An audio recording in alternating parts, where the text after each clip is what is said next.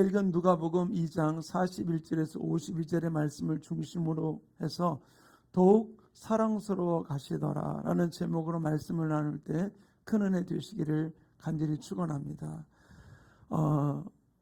오늘 우리에게 이제 오늘 헌화식하고 했고요. 침례식 두 행사가 이루어지게 됩니다. 코로나 팬데믹을 맞이하는 이런 상황 속에서 제가 두 행사를 준비하면서 너무 제 자신 속에서 감동이 되고 감격이 되더라고요. 하나님께서 이 일을 통해서 어떤 일을 우리 교회 안에 이루실까라는 부분들도 있고요.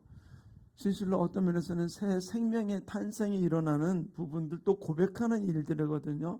하나님께서 허락하신 생명을 나에게 맡겨주는 고백하면서 하나님의 뜻 가운데 이 생명을 양육하겠다고 하나님 앞에 헌신의 기도를 올려드리는 우리 헌화식을 했고요. 그다음 이제 예배 후에 우리가 침례탕에 가서 이제 이들의 삶 속에 성인이 되었지만 이제 주님을 나의 구세주로 고백을 하면서 또 이제 하나님의 뜻 가운데 이제는 예수님을 인격 가운데서 나는 죽고 내 안에서 주님만 살아난다는 그런 고백을 하면서 재헌신하면서 이제 드리는 침례식을 우리가 행하게 됩니다. 저는 오늘 이 헌화식을 하는 우리 이마영 아기하고 또 침례를 받게 되는 우리 임종석 집사님, 우리 손다비 형제, 이나리 집사님, 또 우리 함께 예배에 참석하는 우리 모든 지체들에게 오늘 제목과 같이 하나님과 사람들에게 더욱 사랑스러워 가시더라 라고는 이 칭찬을 듣는 우리 모든 하나님의 사람들 되기를 간절히 축원합니다. 근데 오늘 본문을 통해서 진짜 하나님 앞에 하나님과 사람들에게 사랑스러워 가시더라 라고 하는 이 마지막 52절의 이야기 속에서 일어나는 이 고백, 어떻게 하면은 우리가 하나님과 사람에게 사랑스러운 사람이 될까?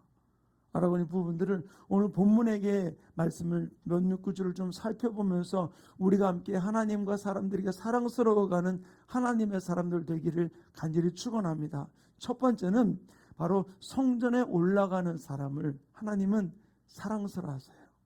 오늘 본문 말씀 우리 42절을 다시 읽어보겠습니다. 읽겠습니다. 시작. 예수께서 12살 되었을 때에 그들이 이 절기의 관례를 따라 올라갔더라. 절기의 관례를 따라서 성전에 올라갔다라고 기록해 놓고 있어요. 어떤 신학자들의 말하기는 아마 이 예루살렘에 올라간 것이 일회성인가라고 이야기하는 부분들도 있는데 절대로 그럴 수가 없는 것이 구약에 보면 뭐라 하냐면은 절기 때는 남자들은 항상 1년에 3번씩 하나님 앞에 얼굴을 보이라라고 얘기해서 절기에 올라가야 되거든요.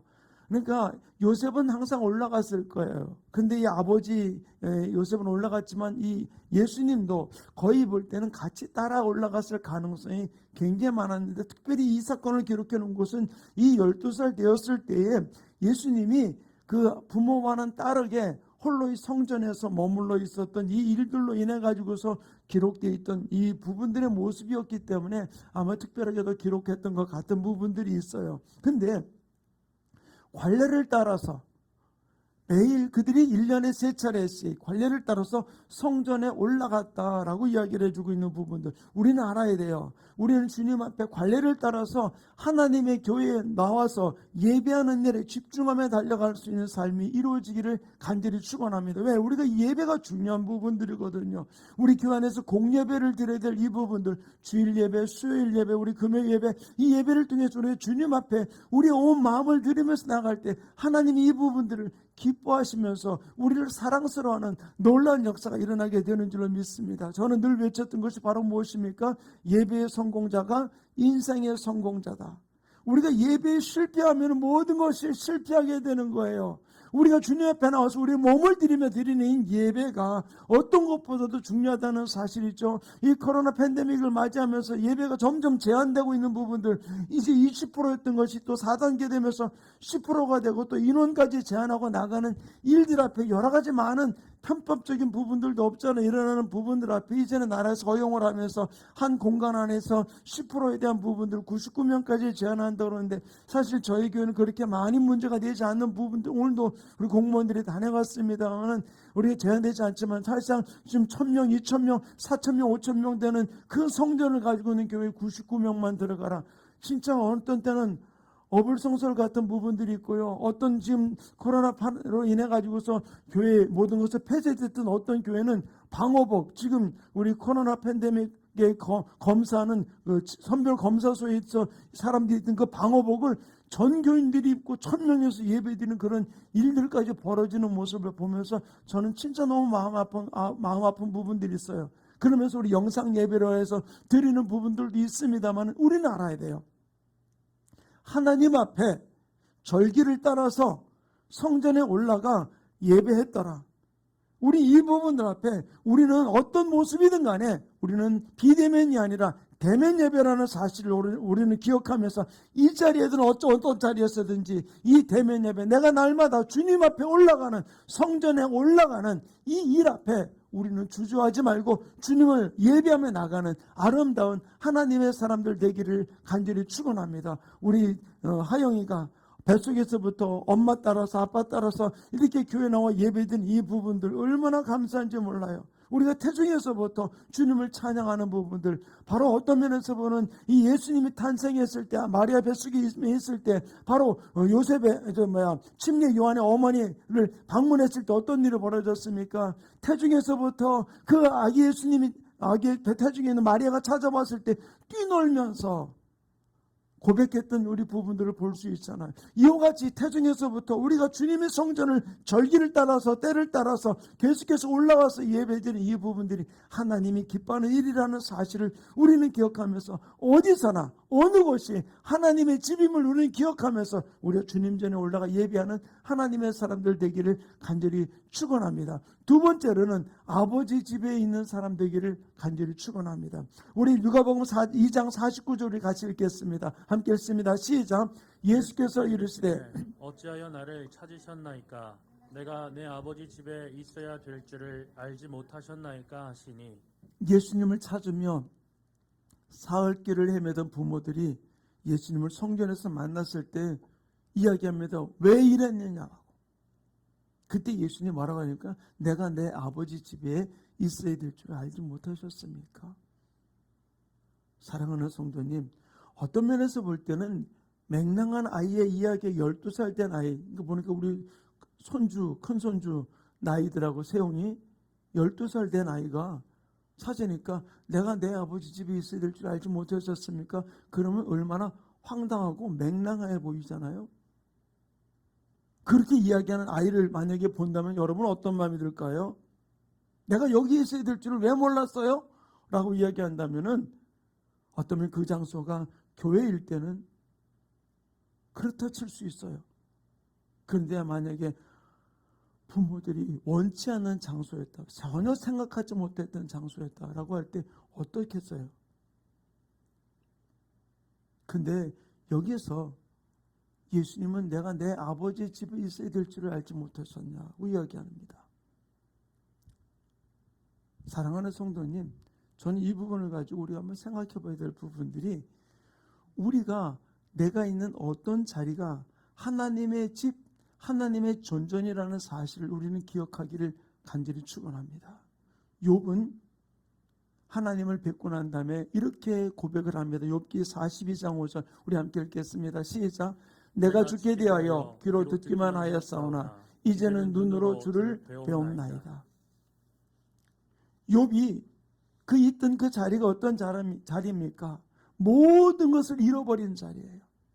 자식을 잃어버렸다는 소식을, 또 재산을 잃어버렸다는 소식을 다 들었던 자리, 심지어는 자기 아내가 하나님을 저주하고 죽어버리라는 이야기 속에서 가정이 파괴된 그 자리입니다. 그 머물렀던 그 자리입니다. 근데 그 자리 속에서 또한 그거로 끝난 것이 아니라 친한 친구 3명이 와가지고서 욥을 향해서 뭐라고 이야기합니까? 네가 뭔가 불결한 것이, 하나님 앞에 뭔가 잘못한 것이 있기 때문에 이런 벌이 너에게 임한 것이 아니냐라고 얘기하면서 추궁하면서 이 욥의 마음을 찌를 대로 찔렀던 그 자리였던 것이죠. 나름대로 하나님에 대해서, 친구들에 대해서 항변을 하면서 여러 가지 많은 이야기를 했던 그 자리입니다. 근데 그 자리에서 욥이 하나님을 뵈면서 하는 이야기가 바로 무엇입니까? 내가 귀로만 들었던 그 주님을 이제 눈으로 배웠습니다라고 이야기를 해주고 있는 것이죠.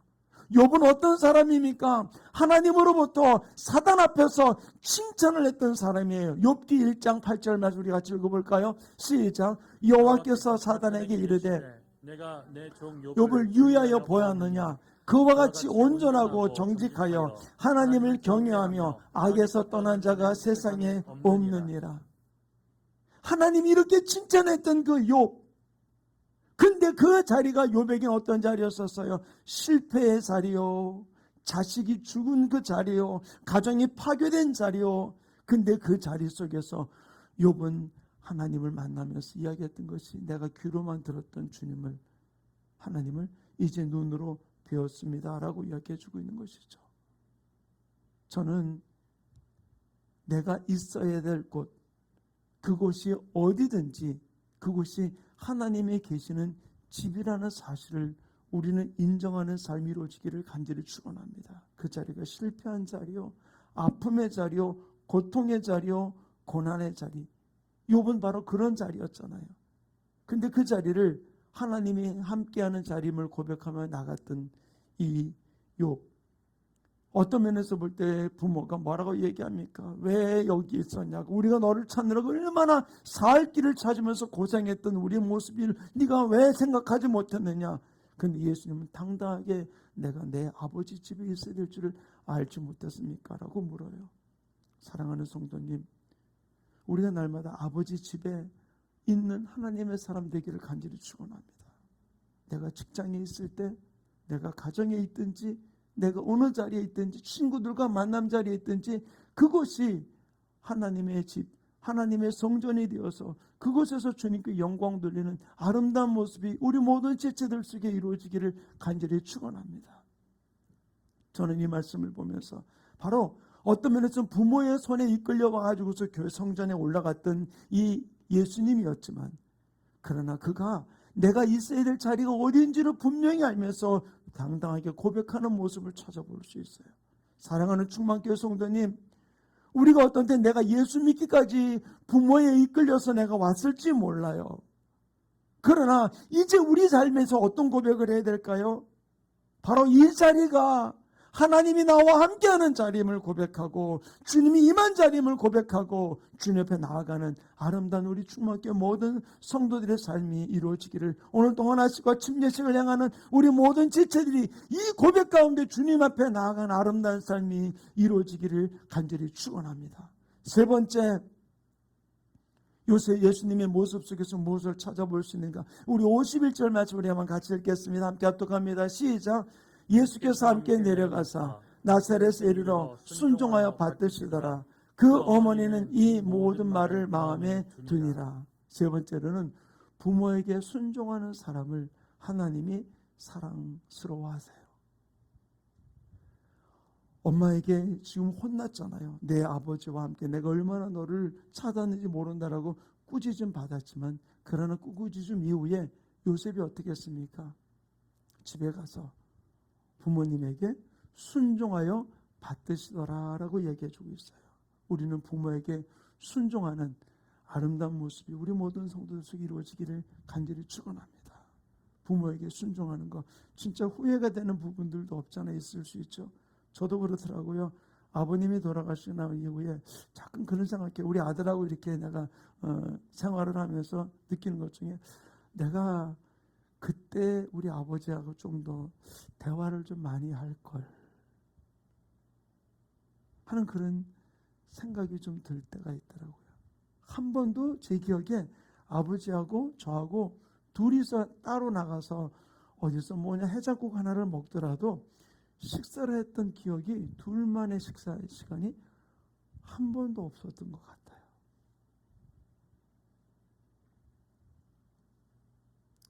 그게 참 아쉬움이 없잖아요. 있는 부분들이 있더라고요. 사랑하는 성도님, 부모에게 효도하는 것. 어떤 내 그 육신의 부모가 예수를 믿든 안 믿든 상관하지 않고 우리가 부모에게 효도하는 것. 우린 주님이 십계명 중에서도 내 부모를 공경하라라고 이야기해주고 있잖아요. 우리 부모에게 효도하는 아름다운 우리 성도들 되기를 간절히 축원합니다. 두 번째로는 육신의 부모에게도 순종하고 받들어야 되지만 영적인 부모에게도 우리가 순종하고 받드는 아름다운 모습이 이루어지기 원합니다. 영적인 부모가 누구입니까? 바로 목회자예요. 목회자에게 순종하고 받드는 아름다운 모습, 이것이 바로 하나님께 사랑스러워가고 인정받는 아름다운 축복의 역사가 일어나게 됨을 기억하시길 간절히 축원합니다. 왜냐? 성경 전체를 통해서 신구약을 통해서 목회자에게 선지자에게 선견자에게 하나님의 대언자들을 섬겼던 많은 하나님의 사람들이 하나님으로부터 사랑받고 인정받았던 모습을 우리는 찾아볼 수 있어요. 구약에서 바로 하나님의 선지자를 대접했던 수넴의 사연은 한 여인의 모습, 그래서 수넴 여인이라고도 불려지는 한 여인이 엘리사를 대접했던 일들, 열왕기하 4장 8절에서 10절 이렇게 기록해 놓고 있습니다. 함께 읽겠습니다. 시작. 하루는 엘리사가 수넴에 이르렀더니 거기 한 귀한 여인이 그를 간권하여 음식을 먹게 하였으므로 엘리사가 그곳을 지날 때마다 음식을 먹으러 그리로 들어갔더라. 여인이 그의 남편에게 이르되 항상 우리를 지나가는 이 사람은 하나님의 거룩한 사람인 줄을 내가 아노니 청하건대 우리가 그를 위하여 작은 방을 담위에 만들고 침상과 책상과 의자와 촛대를 두사이다.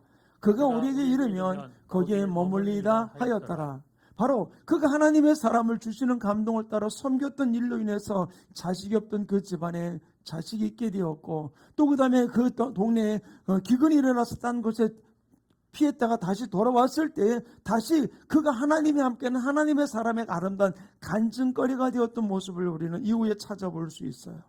바로 그가 섬겼던 이 선견자 선지자를 목회자를 섬김을 통해 받았던 놀라운 모습을 볼 수 있어요. 또한 신약에서는 바로 이방인이었지만 하나님의 사람을 섬겼던 고넬료 이야기가 기록되어 놓고 있는 사도행전 10장 33절 우리 한번 읽겠습니다. 시작.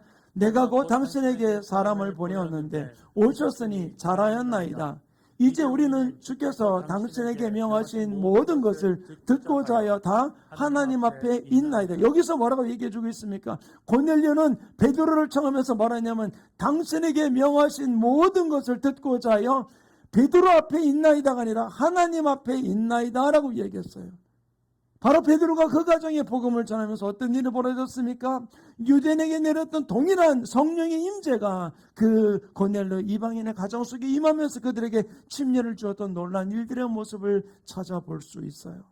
사랑하는 성도님, 우리는 육신의 부모에게도 영적인 부모인 목회자에게도 우리가 순종하고 받들어 섬길 때 하나님이 생각하지 못한 놀라운 일들로 채워주는 역사가 우리의 삶 가운데 이루어지게 될 줄로 믿습니다. 오늘 헌화식을 한 부모님들이 고백하는 기도문 속에서 주님의 뜻 가운데 말씀 가운데 양육하겠다는 고백을 올려드렸어요.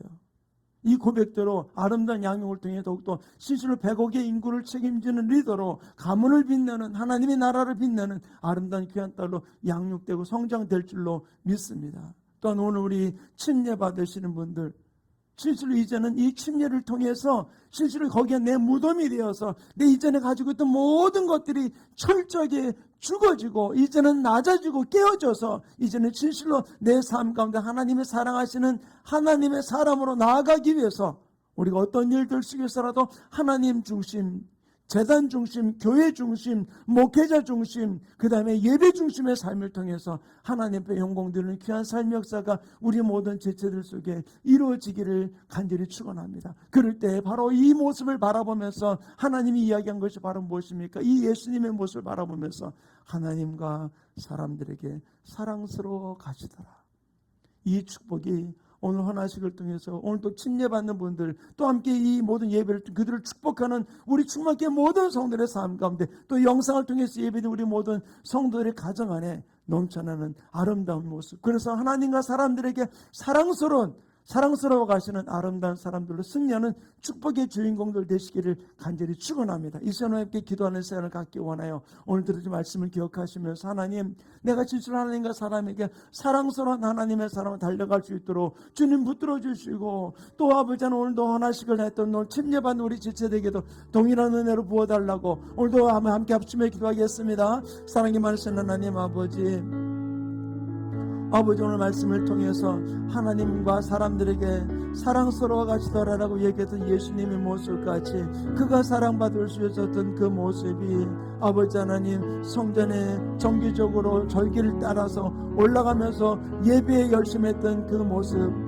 또 내가 있어야 될 곳에 아버지 집임을 고백하며 아버지 주님의 성전 안에, 또 내가 가는 직장과 가정 속에 하나님의 집임을, 주님의 존재임을 고백하며 그 자리 속에서 주님의 영광을 나타내는 아름다운 삶을 지치시기 이루어지게 도와주시고, 또한 내 육신의 부모에게, 영적인 부모의 목회자에게 아버지 순종하여 받들어 아버지 하나님 앞에 사랑받는 아름다운 하나님의 사람들 될 수 있도록 능력으로 인도해 주시고 붙들어 주셔서 진정으로 승리하는 귀한 삶이 우리 모든 지체들 속에 넘쳐나게 인도하여 주시옵소서.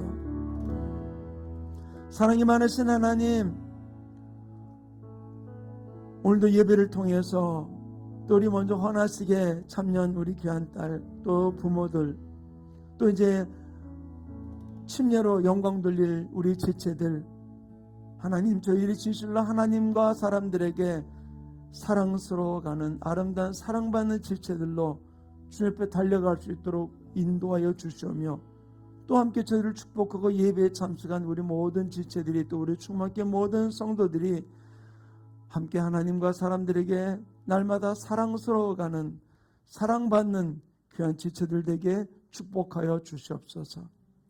절기를 따라 아버지 하나님 주님의 전을 올라갔던 모습과 같이 날마다 주님의 공예배에 참석하여 하나님의 전을 사랑하게 도와주시고, 내가 아버지 집에 있어야 될 줄 알지 못합니까? 라고 고백하며 날마다 내가 아버지 집에 머무는, 내가 가정에 머물든 또는 직장에 머물든 친구들과의 만남을 갖던 그 자리가 하나님의 집임을 고백하며 주님을 나타내는 삶이 이루어지게 축복하여 주시오며, 또한 육신의 부모에게, 또 영적인 부모의 목회자에게 순종하여 받들어 하나님 앞에 사랑받는 하나님의 사람들 되게 축복하여 주시옵소서. 감사하며 예수님의 이름으로 축복하며 기도하였습니다. 아멘.